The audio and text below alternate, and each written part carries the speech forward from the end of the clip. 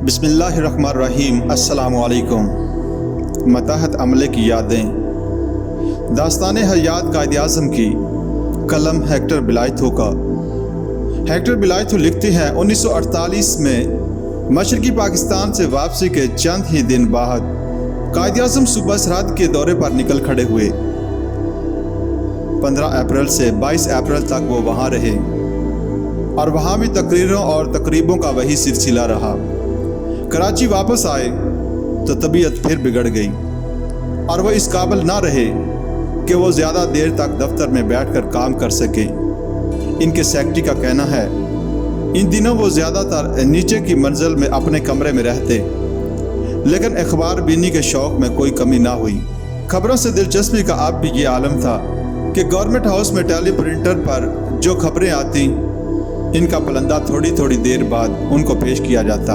वो कागज़ लेकर सोफे पर दराज हो जाते और उसे अपनी उंगलियों पर घुमा घुमा कर खबरें पढ़ते जाते। कायद-ए-आज़म की ज़िंदगी के आखिरी चंद महीनों में जो लोग इनके मेहमान रहे उनमें सर फ्रांसिस मोडी भी थे।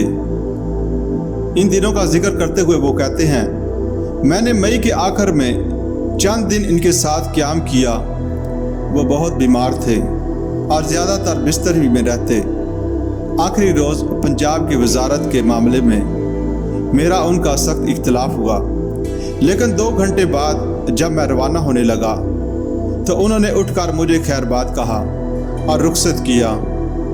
मई के महीने में कायद-ए-आज़म ने लेफ्टिनेंट मज़हर अहमद को अपना नेवल एडीसी मुकर्रर किया और वो कायद की रहलत तक इसी ओहदे पर फाइज रहे।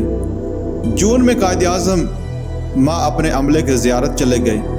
ज़ियारत कोयटा से 70 मील दूर एक पुरफ़ज़ा मकाम है। कायद-ए-आज़म के वहाँ क़याम का हाल लेफ्टिनेंट मज़हर अहमद ने यूँ बयान किया, जिस बंगले में कायद-ए-आज़म का क़याम था वो पहाड़ों के दरमियान खासी बुलंदी पर वाक़या था। इसके हाथे में फलों के दरख्त हैं और एक चमन है जुनिपर और जंगली लेवेंडर की खुशबू से बसा हुआ था। वहाँ पहुँचते ही हमने गवर्नर जनरल का नीला परचम बंगले पर नस्ब कर दिया और हमारा ख्याल था कि अब कायद-ए-आज़म कुछ दिन मुकम्मल तौर पर आराम करेंगे, लेकिन मेहनत इनकी फितरत स्थानिया बन चुकी थी और आराम करना उनके लिए मुमकिन न था। हर रोज़ कराची से उनकी डाक स्याह संदूकों में आती, जिन पर M.A. जिन्ना की सुनहरी मोहर लगी होती थी। ये संदूक सरकारी कागज़ों से भरे हुए होते थे। कायद-ए-आज़म इनके मुताले में मसरूफ़ रहते और इनकी पतली पतली उंगलियां इनमें उलझी रहती।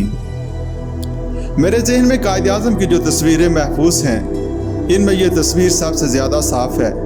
अपने अमले के साथ कायद-ए-आज़म के तल्लुकात बिल्कुल रस्मी अंदाज के थे और मैं हर वक्त उनसे सहमा रहता था।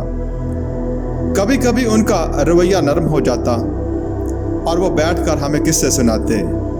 ये किस्से वो अक्सर इस नीयत से सुनाते कि हम उनसे इस्तिफ़ादा करें और सबक हासिल करें।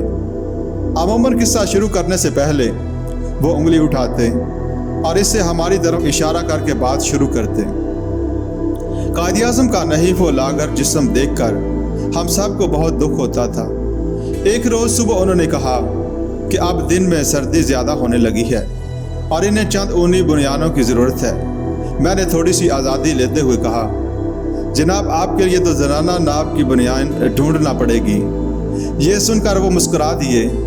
मैं कोयटा जाकर उनके लिए बुनियानें ले आया, लेकिन पहले ही धुलाई में उनमें सुराख हो गए। मैं इन्हें बदलवाने के लिए फिर दुकान पर ले गया, लेकिन वहाँ इस किस्म की और बुनियानें न थीं और दुकानदार ने इन्हें रफू करवा दिया। कायद-ए-आज़म इससे मुतमईन ना हुए।